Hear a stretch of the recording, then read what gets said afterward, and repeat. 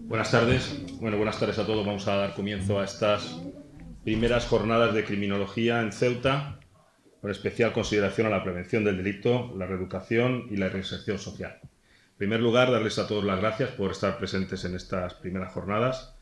Comentarles que esta iniciativa de las primeras jornadas tiene la idea de tener una continuidad en el tiempo, de que podamos celebrar una segunda, unas terceras, unas cuartas jornadas y sucesivas. Agradecer profundamente el trabajo realizado por Alejandro Arnet como coordinador de esta jornada, que ha sido un trabajo ímprobo, un trabajo bastante sacrificado y de mucho esfuerzo. También a Gabriel Parada, que no lo veo por aquí, no sé si iba a venir también, Gabriel Parada, el anterior coordinador de extensión universitaria, que también empezó en este proyecto. Bueno, estas jornadas, como ven, están dedicadas a la criminología, es una disciplina académica multidisciplinar y, por lo tanto, con una amplia abanico de materias en las que se tocan, materias que tienen que ver con el derecho, tienen que ver con la sociología, tienen que ver con la pericial policial, en fin, con la técnica forense, tiene que ver con muchas áreas. Es una de las titulaciones que está teniendo más éxito en la UNED y, por lo tanto, creíamos que era de recibo pues prestarles una especial atención.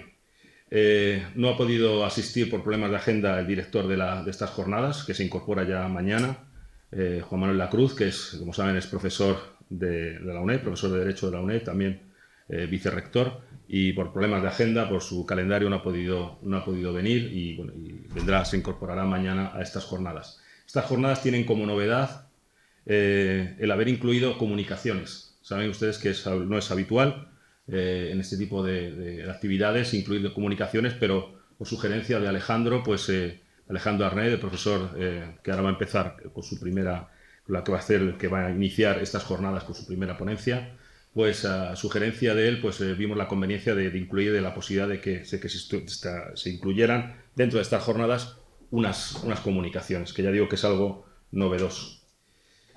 Nada más, agradecerles a todos el que estén aquí, comentarles que ha sido un éxito, ha sido hasta ahora, creo que va a ser un éxito, de momento lo ha sido, tenemos 540 personas inscritas en el curso, aparte de las que estáis ahora mismo presencialmente, la gran mayoría se han inscrito en el curso, lo están siguiendo de forma online, no sé si estáis viendo en la pantalla cómo se van identificando a alumnos que están inscritos en estas jornadas, de muchos puntos de España, de la geografía española.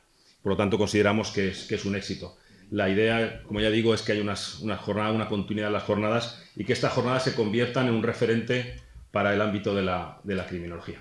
Y ya, sin más, voy a dar paso al primer ponente, que es un amigo, compañero de UNED, compañero de estudios y de fatigas, Alejandro Arnet. Es profesor tutor de la UNED de Ceuta, licenciado en Ciencias Políticas y Sociología por la Universidad de Granada, hizo la licenciatura de Derecho por la UNED, es graduado en Ciencias Jurídicas de las Administraciones Públicas por la UNED, graduado en Trabajo Social por la UNED, doctorando en Derecho por la UNED en la línea de Investigación, Seguridad y Extranjería, y ha participado en diversos congresos, jornadas, y es autor de diversas publicaciones y prácticamente ha acabado con la oferta universitaria que tiene la UNED. Yo creo que le quedan pocos títulos por alcanzar.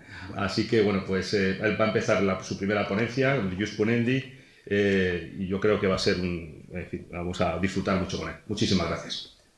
Bueno, muchas gracias, Carlos. Bueno, yo antes de empezar empezar por la ponencia, en orden cronológico, quisiera dar las gracias a una serie de personas que me han inspirado también en seguir. ¿Se me escucha bien? Como Gabriel García Parada no está, yo esto se lo propuse aproximadamente sobre el mes de abril. Se me ocurrió la idea de la inserción y reinserción del reo, es decir, el artículo 25.2 de la Constitución Española, y por aquel entonces queríamos traer a una persona de referencia a esta jornada. En aquel momento, la persona que quería traer hace 50 años era la más buscada en toda España. El caso es que Samuel Dueñas me consiguió su teléfono y lo conseguí, junto con Gaby, lo conseguimos llamar. Esta persona tiene 82 años y ha pasado por un problema de salud que ni en su momento ni en septiembre, que yo pretendía que viniera, pues va a poder estar con nosotros. Yo he hecho un pequeño montaje en mi segunda parte de la ponencia, rescatando vídeos, haciendo una investigación durante 6 meses. En esto me ha ayudado Manuel de la Cruz, que también tengo que decir yo, de televisión, Radio Televisión Ceuta, para hacer el enlace de los vídeos, que yo soy un lego en el tema informático. Después Carlos, en su nueva andadura, desde el primer momento tomó la iniciativa con absoluto ímpetu, que además yo se lo agradezco porque el formato no se ha descuadrado en nada de lo que planteamos, e incluso creo que, bueno, que 540 alumnos, pues bueno, no nos lo esperamos de ninguna de las maneras. Luego, también yo he traído, a mí me gustan mucho los libros antiguos, y bueno, le tengo que agradecer también a Manuel Martínez Selva, que es amigo mío, me dio el reglamento que mañana veremos en la visita, la Ordenanza General de Presidio. Este documento tiene casi 200 años, y bueno, me ha obligado a que se lo devuelva, lógicamente. Luego, también quiero agradecer, no está con nosotros, ni puede estar, al capitán José Borja, capitán retirado de la Guardia Civil. Un día, en una conversación del desayuno, le pregunté por el reglamento de servicio de la Guardia Civil antes de su modificación en el año 78. Me lo trajo. Y entonces me obligó a que, lógicamente, a que se lo devolviera después de esta jornada. Este hombre ha fallecido hace 1 mes y medio y se lo voy a devolver a su hijo, que también es Guardia Civil. Yo creo que solo me queda agradecer ya a la Comandancia General de Ceuta, porque se han volcado con la visita de mañana. Van 70 personas, el coronel Contreras va a ser el guía, y al Centro Penitenciario de Ceuta, y especialmente a Anonia, su directora, que creo que acudirá por aquí. Con lo cual, yo ya con esto, siguiendo la cronología, pues voy a empezar ya con mi disertación. Bueno, la cuestión del ius puniendi, como todo en derecho, es un derecho de castigo, es decir, es la facultad sancionadora que tiene el Estado para castigar, aunque este ius puniendi que actualmente hablamos siempre no solo se aplica en derecho penal, se aplica también en la jurisdicción, o sea, en el proceso administrativo. Se puede sancionar de 2 maneras, penal y administrativamente. Las multas, por un ejemplo, sería lo más paradigmático, ¿no? Aunque luego existe el principio non bis in idem, nos pueden sancionar 2 veces. Normalmente nos suelen sancionar antes por lo penal, sobre todo por los plazos, ¿no? Bueno, pues en esta ponencia voy a pretender remontarme pues prácticamente a varios milenios atrás, de cuando aparece ese derecho de castigo, que en sensu contrario pues tiene el derecho de perdón, porque todos también podemos castigar, al igual que lo podemos hacer con nuestros hijos, pero siempre de manera moderada, lógicamente. Tenemos el derecho de perdonar, ¿no? El derecho de gracia, que además no me imaginaba yo que iba a estar tan en boca en estos tiempos que estamos corriendo.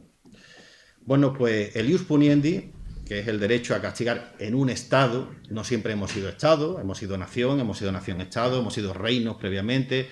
En fin, siempre es el concepto que se plantea. El ius puniendi se manifiesta como manifestación del Estado social y como manifestación del Estado democrático, ¿no? Como manifestación del Estado social se plantea el principio de intervención mínima, es decir, el derecho penal tiene que utilizarse como último elemento y sobre todo siempre con la intención de proteger a la sociedad. Es decir, los ciudadanos, nosotros somos las personas que debemos ser realmente protegidos y no puede ser instrumentalizado nunca como arma, ¿no? En cuanto, se me ha ido aquí, el siguiente principio sería el de carácter, el de protección jurídica y el de subsidiariedad. Es decir, el derecho penal tiene que aplicarse efectivamente como la última ratio y siempre para protección de bienes jurídicos. Para entender el concepto de bien jurídico, el derecho protege a la vida, el delito de homicidio, su bien jurídico protegido, pues la vida, y el delito de prevaricación, pues el bien jurídico protegido, pues sería el buen funcionamiento de la administración. Es decir, tiene que tener un hecho objetivo sobre la tipificación previa. Otra de las cuestiones, que ya no del Estado social, sino del Estado democrático, nos encontramos con el principio de humanidad de las penas. Las penas tienen que ser, acordaros que, bueno, no pueden ser ni mucho menos redención por el trabajo. Este principio lo planteó ya César Beccaria, uno de los ilustrados, concretamente en el siglo XVIII, porque cambia la concepción. Desde luego intentan eliminar la pena de muerte. Sabéis que hay países donde actualmente existe la pena de muerte. Estados Unidos es uno de ellos, o sea que no es, este principio de humanidad no se aplicaría.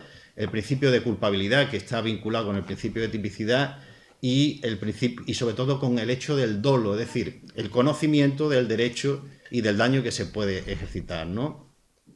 Y luego, finalmente, sobre todo el de proporcionalidad, es decir, entre la infracción cometida, la sanción impuesta y el más importante de todo, que es la espina dorsal de esta jornada, que es la resocialización. Es decir, las personas acaban por circunstancias en un régimen penitenciario y tienen la posibilidad de llevar a efecto pues, su inserción social, que es el título con el que estas jornadas tienen su nombre. Bueno, otro de los principios que tenemos que tener también en cuenta, pues lógicamente el principio de legalidad y el principio de seguridad jurídica, consagrado en el artículo 25 y en el artículo 9.3.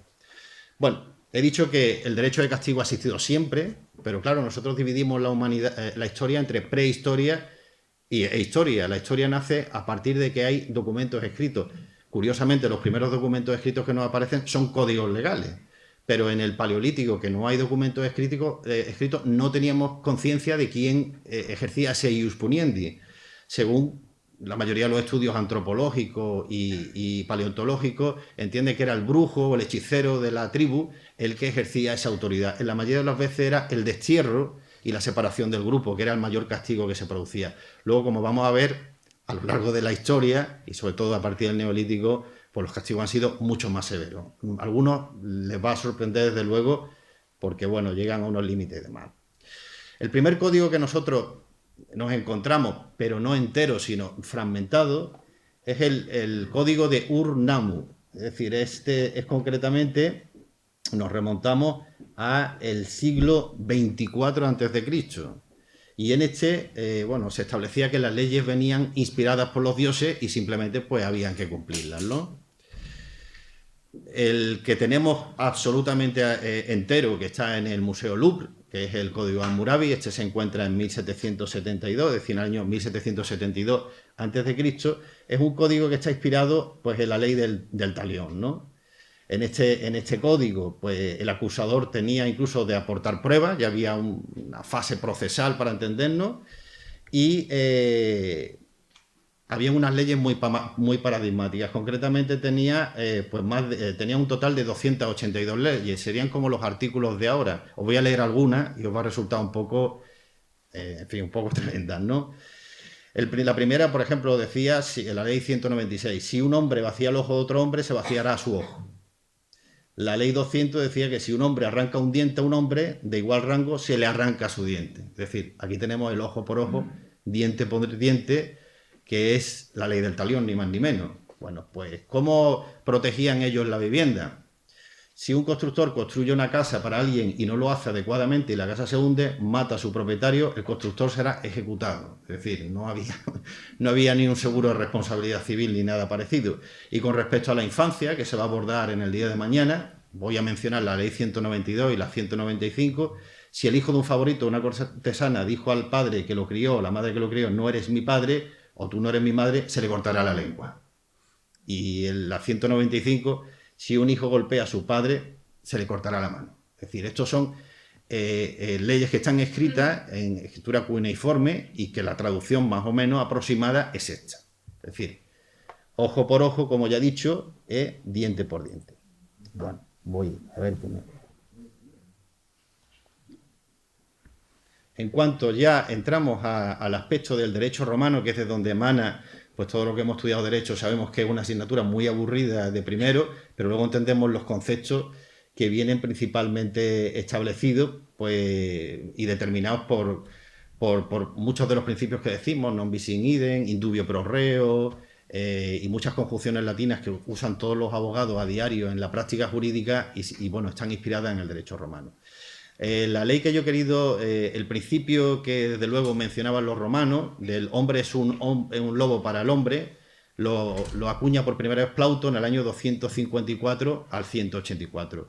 Sin embargo, en cuanto a la tipificación de las normas que hacían los romanos, en la ley de las 12 tablas, perdón, se me está yendo, perdón un momentito, en la ley de las 12 tablas, venían establecidos las partes dispositivas del derecho penal, concretamente en las tablas octava y las tablas novena.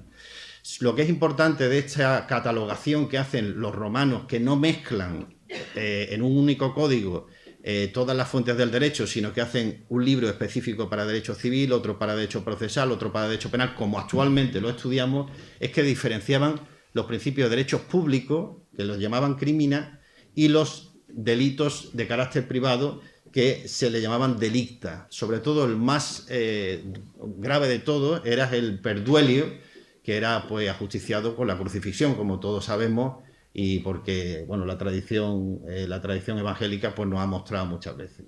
Una cosa importante que también introdujeron los romanos era, ante este ius gladi, es decir, este derecho de castigo con privado de la pena de muerte, era el indulto. El caso más paradigmático, me hacían hace un momento una pregunta, pues tenemos el indulto de Barrabás, por ejemplo, porque los romanos establecían una conjunción entre la lex fori y la lex loci. Incluso hubo un conflicto jurisdiccional en ese juicio, siguiendo la tradición evangélica, ya digo, donde en la Pascua judía se permitía el derecho de gracia, pero por aclamación popular, cosa que el gobernador pues lo hacía de mutuo propio, ¿no? Bueno, pues en este caso todos sabemos el resultado de la historia, y bueno, la historia no sería hoy si el indultado hubiera sido la otra persona, ¿vale? Muchas gracias. Con respecto al derecho visigodo, que ya lo encontramos en el derecho de visigodo, lo encontramos ya precisamente consagrado en la península ibérica. Nos encontramos con el Código Eurico, el Brevario de Larico, el Código Leovigildo, el de Recepcinto, pero sobre todo el que nos interesa es la Lex Visigotorum, que era un código ya el más moderno de todos, que también tenía jurisdicción lógicamente penal. Bueno, perdón, es que estoy intentando, lo siento mucho, pero es que estoy intentando. Bueno, aquí venían establecidos principalmente los delitos, sobre todo en la partida séptima, que venían con la pena de muerte, venían establecidos el aborto, por ejemplo.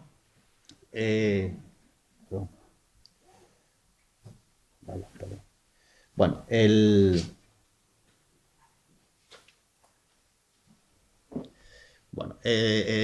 aborto, en fin, los homicidios entre parientes y principalmente el delito de herejía. Perdón, es que he tenido una falta de sincronización entre las dos pantallas. Esta era concretamente la Lex Visigotorum, que era el Liber Iudicorum, es decir, se establecía, desde luego, penas absolutamente severas. También habían leyes específicas sobre minorías étnicas, puesto que se prohibía la circuncisión, que incluso podía ser reprimida en la hoguera. Bueno, con respecto a la Edad Media, nos encontramos ya Alfonso X el Sabio con las 7 partidas. En la partida séptima, concretamente, se admitía el tormento. Los delitos venían denominados en delitos de hierros, que se le llamaban delitos de hierros mayores y hierros menores. Se declaraba inimputable al menor de 10 años, es decir, a partir de 11 años tenía responsabilidad penal cualquier menor de edad. Se introducían las circunstancias atenuantes y eximentes, como actualmente se hacen, pero claro, de otra manera. Y sí es curioso que con respecto a las penas, eso sí resulta bastante gráfico, en la ley de las 7 partidas, en los hierros mayores se establecía la pena de muerte o pérdida de un miembro, el trabajo perpetuo, el destierro perpetuo con confiscación de bienes y la prisión perpetua. Con respecto a los hierros menores, se establecía el destierro perpetuo sin confiscación de bienes, azote, heridas públicas, exposición desnudo y untado en miel para sufrir las molestias de las moscas. Es decir, también el escarnio público estaba considerado dentro de las 7 partidas.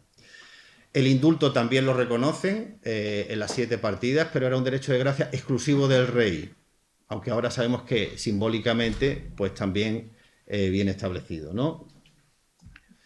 Bueno, voy a poner también una referencia al Tribunal del Santo Oficio, que era una jurisdicción específica que hablaba, bueno, que instruía delitos que no solo eran los de herejía, es decir, también contemplaba delitos contra la fe, que eran las proposiciones, la apostatía, y los delitos contra la moral, que venían establecidos en la blasfemia, la bigamia, las supersticiones y los pecados que se consideraban nefastos, que eran los delitos abominables, inconfesables, incluyendo relaciones sexuales entre personas del mismo sexo, contra natura o con animales. Estos eran también delitos que eran instruidos por el Tribunal del Santo Oficio.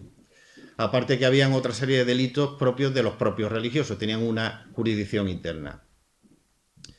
Con respecto a la última persona que fue ajusticiada en España al Tribunal del Santo Oficio fue en 1781 y mostró arrepentimiento a última hora y se le aplicó el garrote vil en vez de la hoguera. La Inquisición fue abolida por Napoleón, de hecho la Constitución de 1812 se elimina, pero luego por Fernando VII es restituida y finalmente se elimina en 1834 con el gobierno, o sea, con la reina regente. Bueno, en cuanto a la legislación penitenciaria, que el día de mañana hablará el coronel Contreras, bueno, pues desde el siglo XVI prácticamente, la Real Cédula del 14 de noviembre de 1504 hablaba de las penas de galeras que podían ser conmutadas en minas, concretamente la de Almadén, que eran minas de mercurio. El trabajo en minas fue finalmente suprimido en 1801. Las galeras, las mujeres principalmente que se mandaban eran prostitutas, eran vagabundas, prosenetas y mendigas. En cuanto a la influencia ilustrada, pues nos encontramos, por un lado, en el tránsito de la historia moderna al propio Maquiavelo, que no conforma el periodo ilustrado, el hombre es malo por naturaleza, a menos que le precisen ser bueno. A Rousseau, el hombre es naturalmente bueno y en la sociedad que lo corrompe. César Beccaria, que ya impone unas medidas reinsertadoras de las penas. Y sobre todo Hobbes, que vuelve otra vez a parafrasear a Plauto, con el hombre es un lobo para el hombre. El caso es que sí, sobre todo con la influencia de Beccaria, pues se humaniza el derecho penal. De hecho, casi todos los códigos del siglo XIX pues fueron mucho más benevolentes que el resto. Bueno, volviendo un poco a los presidios, ya el reglamento de presidios, ya en el año 1901 pues se suprimió la pena de argolla, que además incluso, pues imaginaos lo que era todos los días, pues llevar la encina puesta, ¿no? Bueno, en cuanto a la España del siglo XX, esta parte sí me parece que es muy interesante porque es una historia muy reciente y muy desconocida. Hemos tenido leyes que muchas veces pueden inducir a la confusión y son de periodos históricos que no son los que pensábamos originalmente. Lo importante con respecto a la parte del siglo XX que yo voy a analizar, la primera es la ley de fuga. La ley de fuga es una ley que se aprobó en el año 91, la aplicaron hasta los años 70, era un asesinato en toda regla de aquellos que intentaban escapar de una detención. La aplicaron incluso en la guerra civil los dos bandos, era una excusa además de no hacer ningún juicio, en una plena conducción, y era el tiro en la espalda, ¿no? No había juicio por medio y, bueno, estaba considerado desde el punto de vista legal como un tipo de ejecución extrajudicial en toda regla o paralegal, ¿no? Era la excusa principal, por supuesto, vulneraba el habeas corpus, incluso Ramón María del Valle Inclán en Luces de Bohemia menciona incluso estos hechos tan tristes que pasaban y, bueno, el eufemismo que normalmente se le llamaba era dar el paseo, es decir, esto lo hicieron los dos bandos, tanto del bando republicano en plena guerra civil. Sí fue muy usada contra los maquis, concretamente en la etapa de la posguerra. Entramos en la dictadura de Primo de Rivera, y Primo de Rivera deroga el Código Penal de 1870, introduce el Código Penal de 1928 y establece el principio de defensa social. Habíamos visto antes que el bien jurídico protegido y sobre todo el principio de ius puniente tenía que ser proteger a la sociedad, no defenderse de ella, o sea que es un poco contradictorio. Bueno, pues en este principio de defensa social se establecía el principio ya por fin, por primera vez, de las penas y las medidas de seguridad de manera diferenciada y sobre todo la vagancia, dicha así además, estaba considerada como un agravante, es decir, el que no hicieran nada. Se me va otra vez. Bueno, entramos ahora a la Segunda República. ¿De acuerdo? En la Segunda República, la primera ley, aquí tengo un código penal republicano, original. La ley de vagos y maleantes no es franquista, se endureció en el franquismo, es republicana, igual que la de orden público que voy a mencionar a continuación.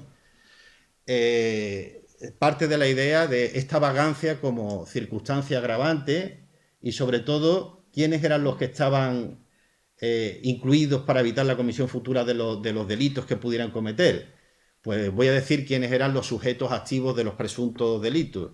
Los vagos habituales, los rufianes y proxenetas, los que no justifiquen cuando legítimamente fueron requeridos para ello por la autoridad de sus agentes la posición o procedencia de dinero, los mendigos profesionales y los que iban en la mendicidad ajena, los que exploten juegos prohibidos, los ebrios y toxicómanos habituales, los que de consumo que suministren vino o bebida espirituosa a menores de edad y los que ocultasen su verdadero nombre, no había DNI entonces, y los extranjeros que quebrantaran un orden de expulsión del territorio nacional. Y así como los que se observen una conducta reveladora de inclinación al delito, que esto era una pura subjetividad, con lo cual eran detenidos de cualquier manera.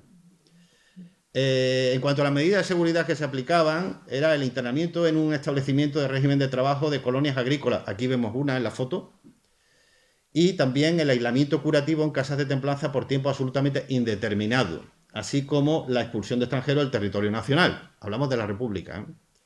Y obligación de declarar su domicilio de residir en un lugar determinado, es decir, quebrantaría hoy el artículo 19 de la Constitución de la libertad deambulatoria que tenemos todos consagrada.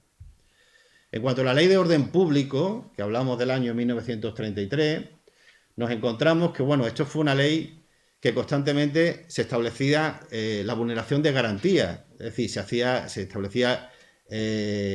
se interrumpían las garantías constitucionales porque había un estado de prevención y concretamente un estado de alarma que nada tenía que ver con el que hemos vivido, un estado de guerra que fue más constante, incluso en la propia guerra civil, y finalmente también un estado concretamente hemos dicho el de prevención, el de alarma y el de guerra. Lo peor de todo es que se instituían consejos de guerra integrados por militares cuando se establecía el estado de guerra. La aplicación de la ley se hacía prácticamente como excepción y durante los 6 meses de gobierno del Frente Popular prácticamente se suspendieron los derechos hasta que vino después el estallido de la guerra. En cuanto a la Guerra Civil Española, bueno, de la Guerra Civil yo más bien la llamaría, como decía Unamuno, la guerra incivil, puesto que aquí no había ningún tipo de garantía, aquí los tribunales ni existían y unos se denominaban tribunales populares republicanos, que por supuesto no había ningún tipo de juicio, aplicada también esa ley de fugas que antes he mencionado, y luego los consejos de guerra franquistas, que igualmente pues, se practicaban con absoluta dureza. Ahora entramos ya en la legislación penal franquista, me queda muy breve esta parte. Empezamos la primera, la Ley de Responsabilidades Políticas. Esta ley entró en vigor en el año 39, se derogó en 1945. En esta ley, que además era se podía, mediante Consejo de Ministros, suprimir la nacionalidad española, aunque fuera de origen, y las investigaciones se podían llevar a efecto por parte de las fuerzas policiales, la falange, el alcalde y hasta el párroco local. Este último podía acusar a alguien de izquierdista por cualquier motivo que no considerara un buen feligrés. Era vinculante los informes que se hicieran por cualquiera de estas personas. Se podía requisar todos los bienes de la persona encausada. Y bueno, esta ley tenía una absoluta inconsistencia jurídica hasta tal extremo que Ramón Serrano Súñer, ministro del régimen en su momento, le llamó la justicia al revés, porque tenía un principio de retroactividad penal, que además absolutamente, hoy por día sería inconcebible, porque se retrotraía al año 34, a las responsabilidades políticas. ¿Quiénes tenían responsabilidades políticas? Cualquiera que fuera mayor de 15 años. Vale. Entramos en otra ley, en el año 47, que es la famosa Ley de Bandidaje y Terrorismo. En esta ley, también para luchar contra los maquis, los tribunales eran de carácter militar y normalmente se llevaban a efecto mediante consejo de guerra. De hecho, la defensa, incluso la acusación, venía conformada por propios militares. La ley de vagos y maleantes del año 54 se mantienen todos los tipos penales que hemos visto, pero incluye a los homosexuales.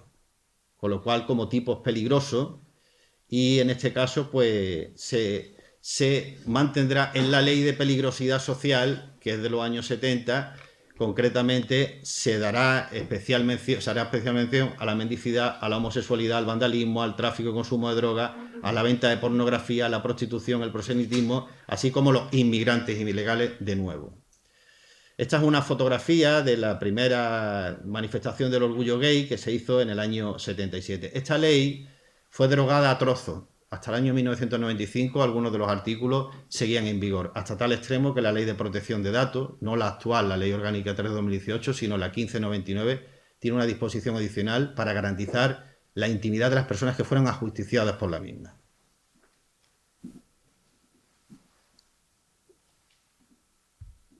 Vamos a entrar, y ya con esto, cómo era el tratamiento a minorías étnicas como los gitanos.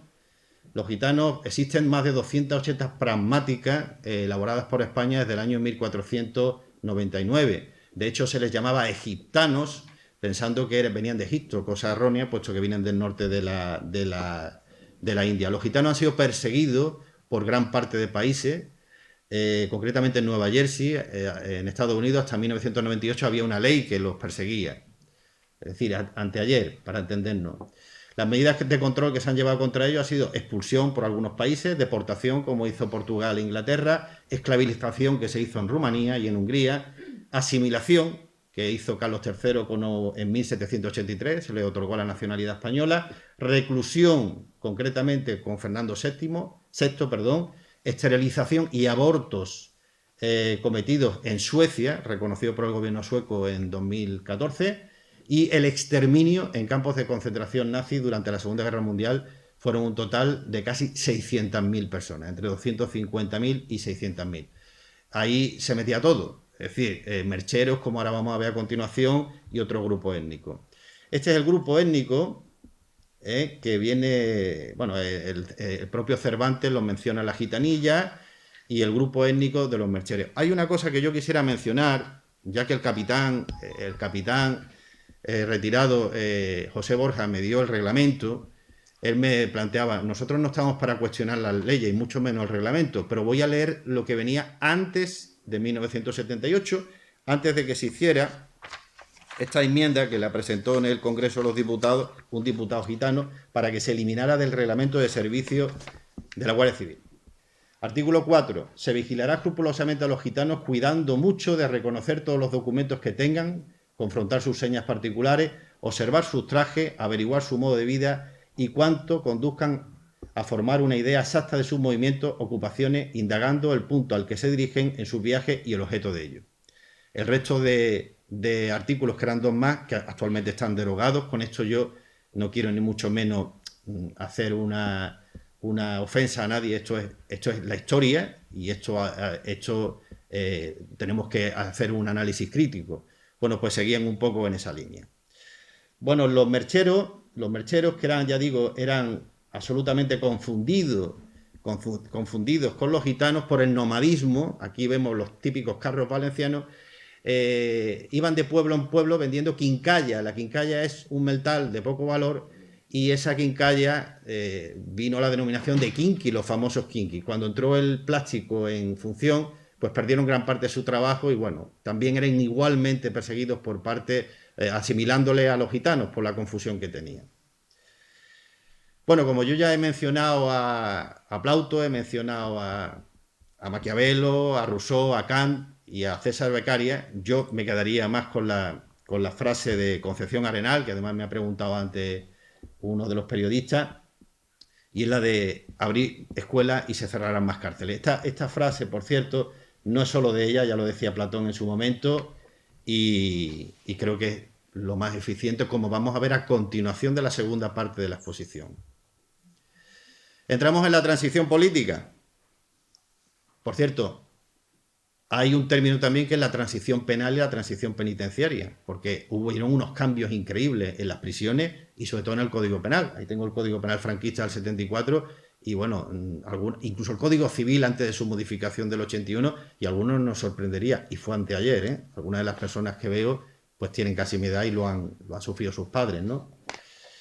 Esta ley, que tiene un folio, se llama Ley de Reforma Política. Jamás una ley tan corta hizo tanto. Con esta se hicieron las Cortes franquistas el harakiri y empezamos el proceso constituyente. Lógicamente había que crear un proceso constituyente entre todos. El Código Penal franquista incluía que el Partido Comunista pues estaba prohibido, asociaciones ilícitas, en fin, otra serie de delitos que había que ser derogados para que todos participáramos en la transición política y los 7 padres de la Constitución pudieran hacer los 169 artículos que actualmente tenemos, aunque se hayan modificado solo 2 de ellos, el 13 y el 135. Se aprobó esta ley tan simple, ya tiene estos 2 folios. Esta es la ley de amnistía del año 1977. ¿Qué se hacía con la ley de amnistía? Se borraba todo lo que habéis visto y los tipos penales que habéis visto. Como si este ordenador se le cambia al sistema operativo. Es decir, ya no es compatible. Me viene alguien con un pendrive, ni siquiera funciona. ¿Por qué? Porque no teníamos que partir de un proceso constituyente. Por eso el reglamento de la Guardia Civil se modifica en el 78, 2 meses antes de aprobar la Constitución, porque quebrantaba el artículo 14 del principio de igualdad. ¿Cómo íbamos a considerarnos iguales si los gitanos los teníamos como personas sospechosas? Bueno, pues con esto se hizo en el 77 porque no podía aparecer Josep Tarradellas, no podía venir Carrillo, ni podía venir muchas personas que habían sido perseguidas y que iban a formar parte de ese proceso constituyente. De ahí la importancia de esta ley de reforma política tan escueta y de esta ley de amnistía en ese momento específico tan pertinente. Claro, cuando se aprueba la Constitución, ¿qué problemas tenemos? Pues bueno, que los indultos masivos no se pueden hacer. La diferencia entre un indulto que es individual y una amnistía que es genérica, pues está bastante clara. Primero, la amnistía olvida, destipifica, incluso puede hasta pedir perdón, reconocer que se ha equivocado, ¿vale? Pero el indulto no, el delito sigue vivo. El delito sigue vivo, lo que pasa es que la persona se le elimina, se le perdona. Bueno, todos los días hay indultos, voy a decir. Felipe González concedió 5.944 indultos. José María Aznar, 5.948, todavía más. José Luis Rodríguez Zapatero, 3.381. Rajoy no tanto, 898. O sea que los indultos se han dado. Pero siempre estaban las personas cumpliendo, normalmente, en la mayoría de los casos, la condena ya. Algunos hasta hace poco, pues bueno, hemos tenido indultos, incluso del caso de los... En fin, es habitual. ¿Dónde está el problema? El problema está que hay una confusión con respecto a que los indultos masivos son o no amnistías. Porque la que hicimos en el 77, desde luego, era muy recurrente para este país, porque si no, no hubiéramos tenido una constitución nunca, no hubiéramos llegado a un acuerdo ni a un consenso. Bueno, vamos a ver a un personaje. ¿Alguien sabe quién es? Bueno, lo primero que el LUT es un invento. Se llamaba y se llama Eleuterio. Su teléfono me lo dio Samuel Dueña, que está por aquí. Samuel, no está, vale. Su nombre proviene del griego y significa que se comporta como un hombre libre. Sin embargo, estuvo 18 años en prisión. Él nació en Los Pizarrales en 1942, era el tercer hijo de 8. Su madre muere en el 8º parto. Con 12 años es cabrero en las Urdes, que es la etapa más feliz de su vida. Se casa con Consuelo con 18 años. Con 19 años, siendo menor de edad, entonces hasta los 21 años, es detenido.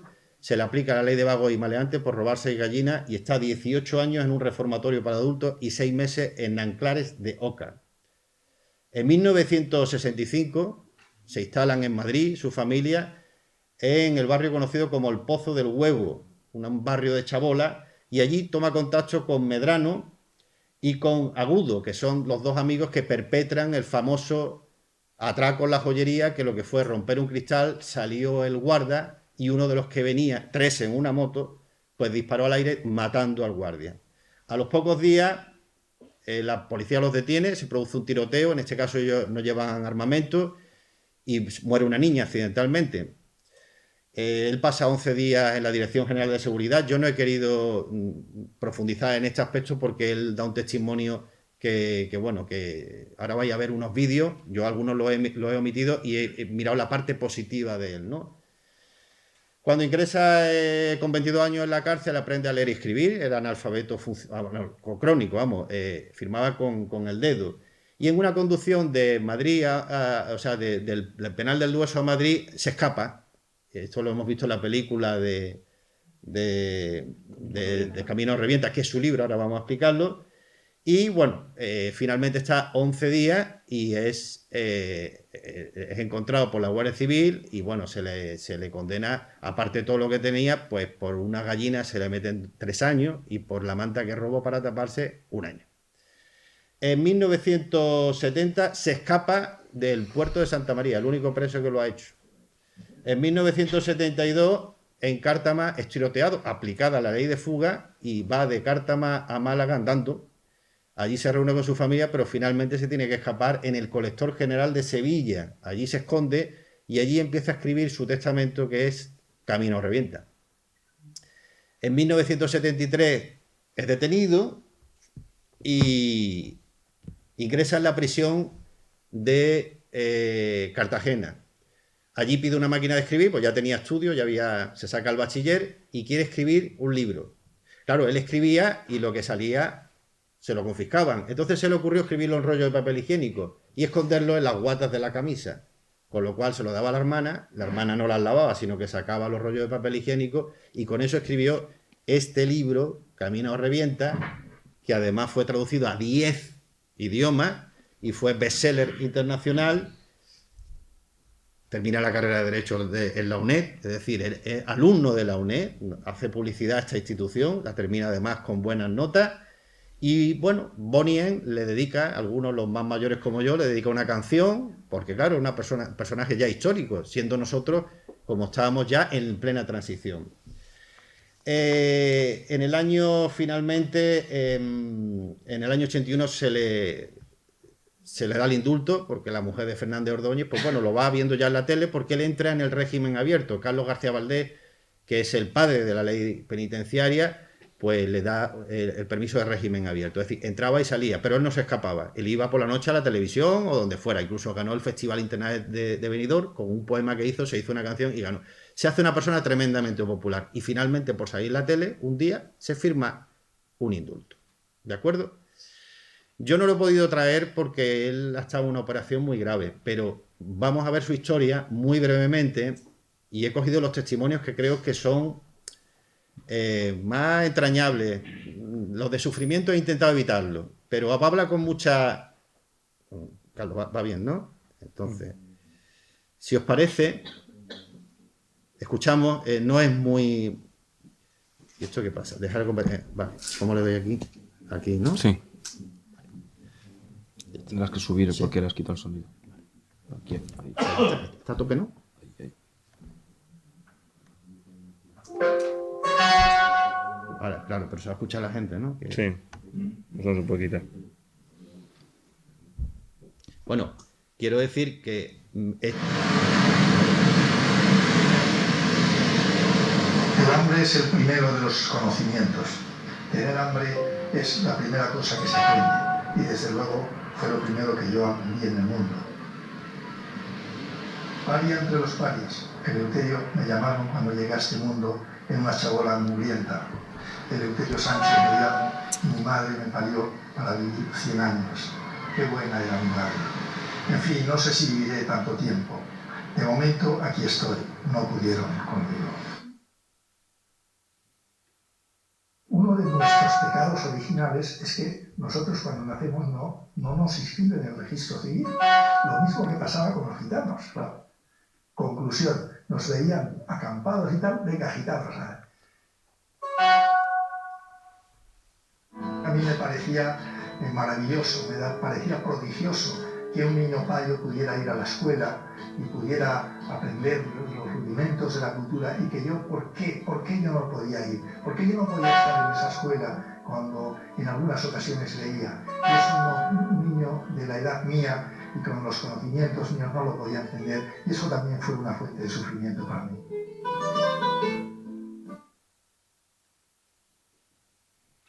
En mi casa, que además, en mi familia, que son mercheros, son nómadas, pues se caracterizan por la agricultura, pues siempre me llamaban Luterio, Terio, Eleuterio nunca, porque no son capaces de pronunciarlo, pero Terio, por ejemplo, cortito, o Luterio, pero jamás Lute, podría haberlo sido, pero no. Por el Eleuterio Sánchez es un desconocido, pero por el Lute hasta un pastor en la montaña sabe de quién estamos hablando. Y digo, bueno, pues eso es lo que importa en definitiva, ¿no?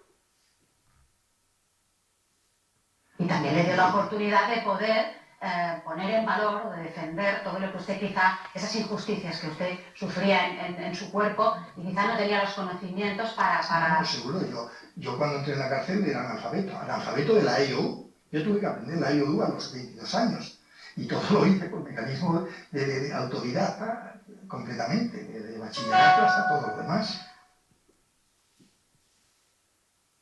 Cuando cumplí lo de las janinas, que fueron 18 meses, luego me llevaron de propina la ley de vagos influyentes. Y yo tenía 19 años, no había estado en la cárcel. La policía cuando me vio, me miraba la mano y dije, pero ¿quién iba a pensar si la mejor documentación la tiene en la mano con los callos que tiene este hombre en la mano?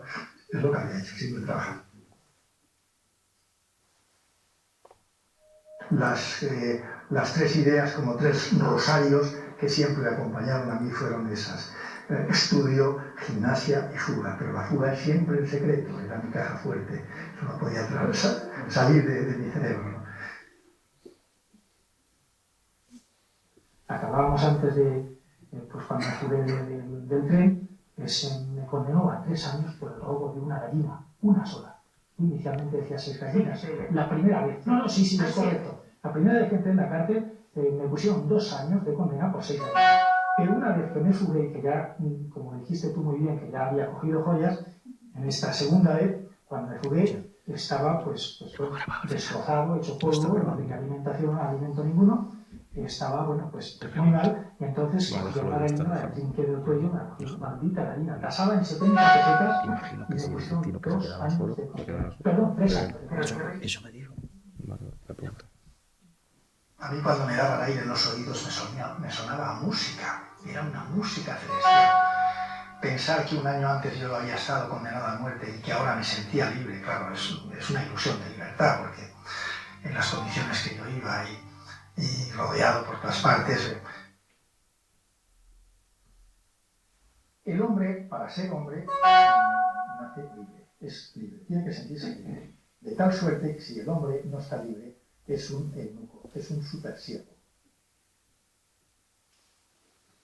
Que condenen a un chico a piño con 18 o 20 años, lo condenen a pena de muerte sin haber matado ni siquiera herido a nadie. No a mí solo, nosotros éramos tres los que cometimos un delito que realmente en buena lógica se complicó de mala manera, la policía nos persiguió y en esta persecución ellos disparaban, murieron 2 personas, inicialmente nos aclaraban las cosas. Yo no tuve derecho a un abogado de carrera, fue un teniente el que me defendió, que el hombre se trababa la lengua y se levantaba y se cuadraba y saludaba al fiscal que sí que era juez de carrera. Yo estuve al borde de perder la vida aquí, yo fui condenado a muerte durante varios meses y yo pude terminar en el garrote vil. Por mi culpa nunca se derramó una gota de sangre, la mía sí muchas veces. Cuando llegó el momento de la conmutación de la pena de muerte, es ese momento seguramente uno de los más dramáticos de mi vida, porque yo pensé que venían a matarme, que me sacaban de la celda para matarme, y me aferré a los hierros de la cancela, digo, aquí no me abrís, no, nadie puede abrir esta puerta. Hoy que soy jurista y que manejo el derecho, entiendo perfectamente que mi delito a la luz del Código Penal podría ser hoy de 5 años, no más de 5 años. 5 años con beneficios penitenciarios y tal hubiera quedado reducido a 18, 22 o 24 meses. De toda la historia del puerto de Santa María, del penal de las Coplas, mejor quisiera estar muerto, preso toda la vida, ese penal del puerto de Santa María, fui el único que se fugó de ahí. Esto es una realidad. Entonces, ahora, ¿qué ocurre? Yo escribí para liberarme, porque yo siempre tuve conciencia, vamos a ver, nunca tuve conciencia de ser mala persona, ¿verdad? Esto puede sonar ahora mismo un poco, pero es cierto, nunca tuve conciencia de ser mala persona. En un sitio donde van los hombres a morir de una psíquicamente, el Eleuterio es algo más fuerte. Y eso sí me siento bien. Tú no atribuyes. Y esa es la verdadera rehabilitación. No hay otra. Pero a pesar de la cárcel, posiblemente sea un enfermo más que un delincuente. Yo soy más rusoniano que obeliano. Yo creo mucho en el hombre primario, en el hombre que de verdad cae en una desgracia y espera, como diría Shakespeare, gran cosa es tener la fuerza de un gigante, mas usarla es de tiranos. Uno llega a la cárcel, se harta de llorar, de no comer, de no dormir, pero llega un momento que la condena es tan grande que dice, o me muero o me levanto, tengo que levantar. Y llega un momento que la fuerza de la vida es tan potente que te levantas. Y acabas comiendo, acabas durmiendo, acabas riéndote, acabas estudiando, acabas haciendo todo. Entonces, la ecuación más grande, la más simple de todas, pero la más difícil de llevar a cabo, es que el tiempo es vida y la vida es tiempo. 3 veces. Sí, bueno, de las cárceles, pero luego fuera pues constantemente rodeado. Una de las últimas fue aquí en Alcalá de Guadaira, con 6.000 guardias civiles rodeados. 6.000 guardias civiles en Alcalá de Guadaira. En Alcalá de Guadaira. Y se escapó. Y me escapé. Me escapé con 4 agujeros en el cuerpo, pero conseguí y me metí en el colector general de Sevilla, pues pensando que este momento podría ser mi fin. Me puse a escribir, más que un libro, era un testamento realmente. Eso es Camino a la Eso es Camino a la Orienta. Yo no soy capaz de escribir ahora sí. Y entonces yo, muy orgulloso, pensé, si un payo es capaz de aprender a leer y a escribir, ¿por qué yo voy a ser menos? Y así empezó todo, y me declaré estudiante en perpetuidad. Era como la pieza de un puzzle que yo toda mi vida estaba buscando y que no la encontraba jamás, porque la pieza del puzzle era la ilustración que yo no tenía. Y cuando la encontré, me declaré estudiante en perpetuidad. Y como no podía fugarme, pues empecé a estudiar y a escribir. Las tiras de papel higiénico escribía en ellas y las metía, la guata que tienen los puños de las camisas, tiene dentro una guata, que yo quitaba eso y metía con una horquilla con alambre, metía las tiras de papel higiénico aquí dobladas, bien planchadas, las volvía a coser y las sacaba para afuera porque permitían que la familia te lavase la ropa. Voy a enseñar el primer manuscrito de Camino a la Orienta, que ese sí que realmente es insólito. Bueno, pues este es el otro manuscrito, este manuscrito un tanto insólito del que yo les hablaba anteriormente, que fue escrito justamente en tiras de papel higiénico, porque era el único material que se prestaba para eludir un poco la vigilancia del penal de San Antón de Cartagena, que es donde yo estaba entonces. Hasta las madres, pobrecitas madres, metían miedo a sus hijos, come que viene el lute, o acuéstate, o cállate que viene el lute, etcétera, etcétera. Y yo me formé en la cárcel donde la gente se deforma, habitualmente se deforman. La sociedad empezó a comprender que resulta que yo era un hombre que lo que luchaba era por la libertad, pero que yo no hería ni hacía daño a nadie, ni me comía a los niños crudos. Camino a la Orienta se editó en 1977 y la verdad es que fue todo un clamor popular, ¿no?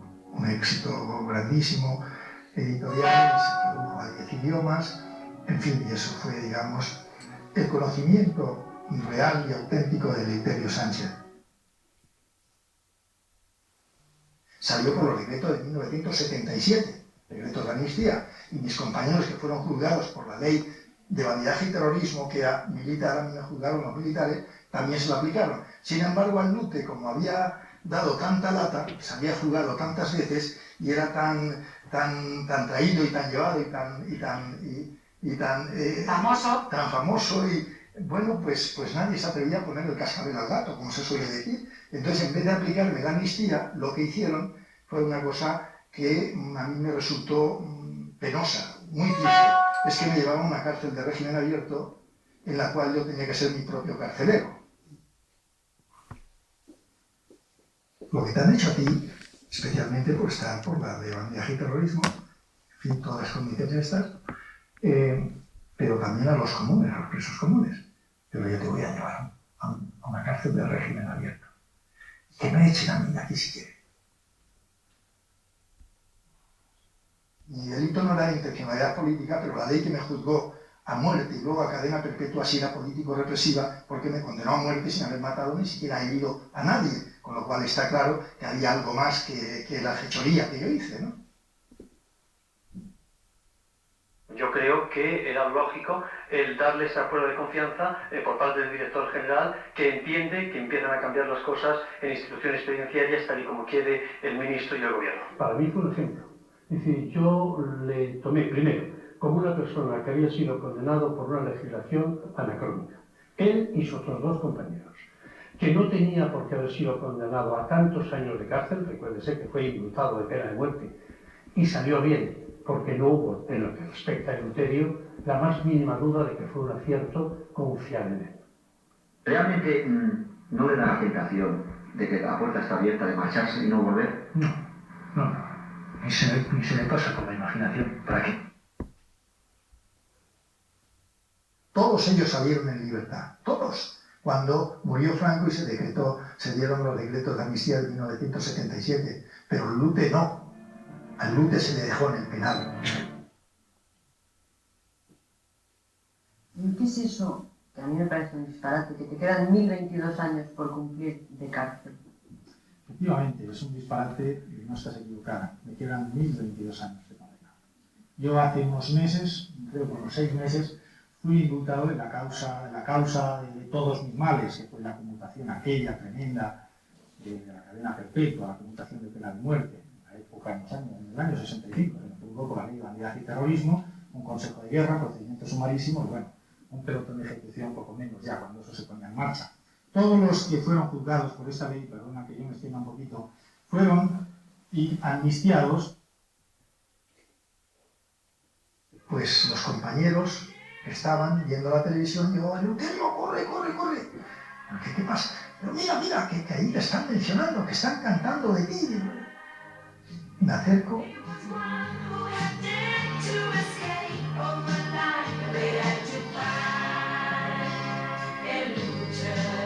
Y yo lo único que oía era como luche, porque ni siquiera era el Lute, la T clara, ¿no? Luche. Claro, poco después digo, esto es una canción que me hacen, pero ¿quién? Bonnie M, no sé qué, bueno, ya, pues el comienzo fue este, de cómo me enteré fue así, no supe nada hasta ese momento. Y entonces vinieron a Madrid Bonnie M y me hicieron un homenaje que me entregaron el disco de oro, que ahí está, con motivo de los 500.000 ejemplares vendidos, fue número 1 en Europa, y luego al día siguiente fueron a mi palacete, a la cárcel, Bonnie M, todo el grupo, nos sentamos en mi cama, la cama con el peso se rompió, se cayó para abajo, pero lo pasamos muy bien, me devolvieron el homenaje en mi palacete. Termina saliendo de la cárcel pues, como una persona bastante rehabilitada. Puede rehabilitarse cuando encuentra un entorno adecuado a alguien que ha sido un delincuente. Es un tipo que sale a la luz, que se hace escritor y que confirma que es posible que alguien que ha pasado por esas peripecias pueda ser una persona de bien.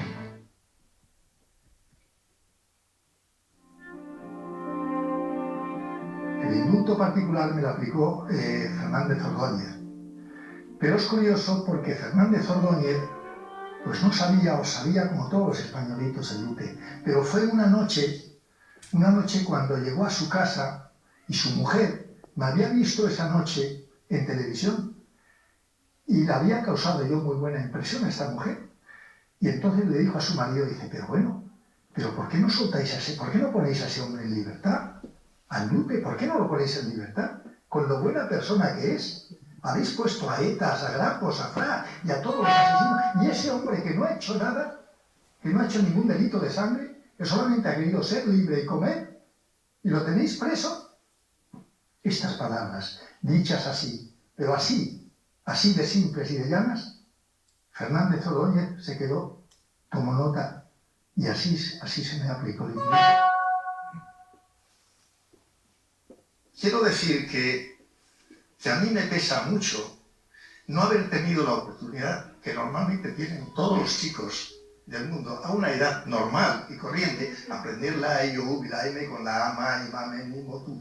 Eso es lo que yo envidio. Más que pesarme nada, haber tenido la oportunidad de haber hecho algo más generoso y más edificante en favor de la colectividad. Eso es lo que sí realmente me pesa. Pero eso es un consenso que es una toma de conciencia que hay que hacerla a lo largo del tiempo, de unos cuantos años. Y yo creo que los primeros que hay que consultar más que a los políticos, seguramente a los profesionales, docentes, posiblemente. Mi mujer es profesora de un instituto, por ejemplo. Catedráticos, sociólogos, criminólogos, personas. Y luego esto hay que consensuarlo tranquilamente, de una manera que no es de izquierda ni de derecha, repito, que es una cosa de sentido común, que es una cosa que no nos podemos jugar. El piropo más bonito que me dijeron a mí nunca en mi vida fue aquí en Sevilla.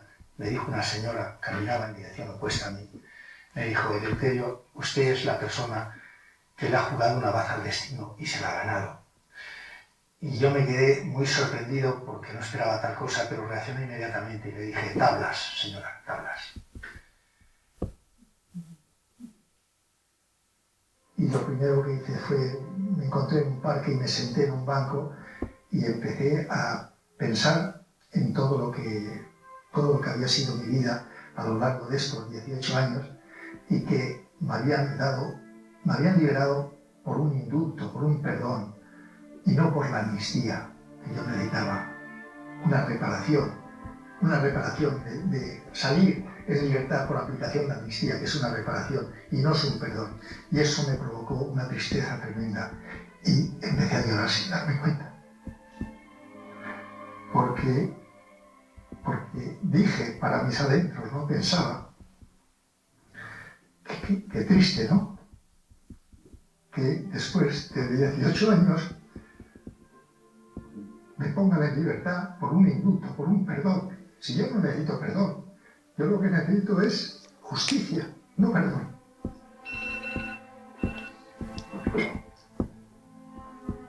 Y fue un día muy triste para mí ese, porque no tenía conciencia de haber hecho tanto daño ni tanto mal como se me atribuía, y porque me habían utilizado hasta el último momento como chivo expiatorio.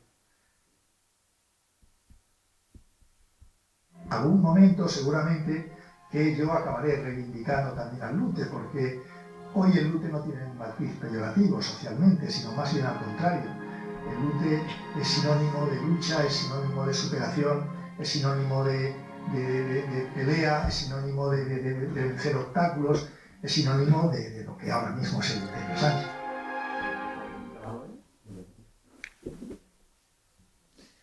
Bueno, ya no encendáis la luz, por favor.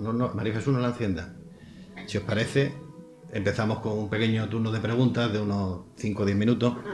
Minimiza para ver cómo el foro... Es que son las fotografías que me gustaría. Me gustaría que... También he querido poner un poco de fondo, fotografía un poco de nuestra historia, de los cambios que ha habido, y aparte, bueno, que me hagáis preguntas, lógicamente, porque ¿alguien va a tomar la iniciativa? ¿Alguien quiere preguntar? ¿Alguna cuestión? Parece que ha quedado todo claro. Bueno, estos son mercheros. Sí, se ve la desnutrición que han tenido y en los 70, pues prácticamente 80 fue cuando empezaron a urbanizarse, porque eran personas nómadas, que ya digo. Yo, desde luego, como reflexión personal, estoy totalmente contrario a que se criminalice la pobreza, se criminalice la exclusión social. Gran parte de los alumnos que yo he invitado a estas jornadas son trabajadores sociales y educadores sociales, porque el delito no hay que verlo desde la culpabilidad, sino también muchas veces de las circunstancias personales. Esto es una ficción, esto es la película El verdugo de Berlanga. Por eso, aunque no haya podido asistir en este caso Eleuterio Sánchez, que era mi intención, pues bueno, en cierto modo he intentado reflejar la parte humana suya y su trayectoria de un hombre analfabeto que se transforma en una persona, para mí, admirable, desde luego, desde el punto de vista intelectual. Luego hay otra cosa, habéis visto la portada de un disco que se llamaba Harcha, Libertad sin ira. En mi casa se escuchaba muy flojito, porque aunque estábamos en la transición, qué incómodo es esto, pues resultaba peligroso, porque en el año 81 tuvimos un golpe de Estado, que no hay que olvidarlo. Estas son fotografías de las revueltas que habían en las cárceles, puesto que habían presos sociales que también querían acogerse a ese derecho de gracia. No siempre tiene que ser determinada clase política la que se acoja a este tipo de beneficios. Estos son los políticos de antes. Aquí veía a Tierno Galván, el alcalde de Madrid, aquí veía a Nicolás Redondo, en fin, bueno, Guerra, hace poco nada más lo vimos en la tele, no hace mucho, y bueno, Rafael Alberti. Cuando estuvo él en régimen abierto necesitaba un tutor que garantizara que llevaba buena conducta. Yo creo que este hombre... Es que están diciendo los alumnos, por Sí. eso hay tantos tantos, que ellos no ven las diapositivas. ¿Ah, no? ¿No se ve? Oh, entonces... Ellos no están viendo las diapositivas. Por eso te están preguntando en el... ¿Ves? Ahí están. Dice que nada más que se ha quedado ahí, no, por lo que sea, no ha subido... El vídeo, bueno, pues no lo entiendo, porque... Ni la diapositiva ni el vídeo. Bueno, pues entonces paro un momentito, comparto Vale. otra vez de nuevo, si os parece. Nadie va a hacer ninguna... Pero, sí, dime. ¿Por qué no se le concedió la ley de amnistía A ver, la ley de amnistía, que es muy breve, ni siquiera es orgánica, no tiene ni siquiera exposición de motivos. En un principio se entendía que era dedicada pues a los motivos de carácter principalmente político. El Lute, desde luego, fue procesado por tribunales que no eran civiles, porque gran parte de las personas que habían sido ajusticiadas por la ley de responsabilidades políticas, la ley de vagos y maleantes y la ley de bandidaje y terrorismo, sí tenían una connotación política. ¿De acuerdo? Él lo recurrió no hace mucho, lo que pasa que, bueno, en fin, intentó claro, no se podía aplicar la retroactividad de una ley que había quedado en el año 77. Sin embargo, hoy por hoy, paradójicamente, se está otra vez suscitando el debate, aunque en un contexto social y político absolutamente diferente, que no tiene nada que ver. Aquí vemos el antes y el después, ¿de acuerdo? Espera un momento, Bueno. te voy a... Es que no se han subido la... Vamos a ver, tienes que... Vamos a ver. Sí. Dime. Ah, vale, es que no, ya. Bueno, yo siento, ya sí podéis encender siento un poco los fallos telemáticos que ha habido, sobre todo de la sincronización de los ordenadores y demás. Y nada, agradeceros mucho vuestra presencia sobre todo, y bueno, y vuestro interés en la ponencia. Muchas gracias.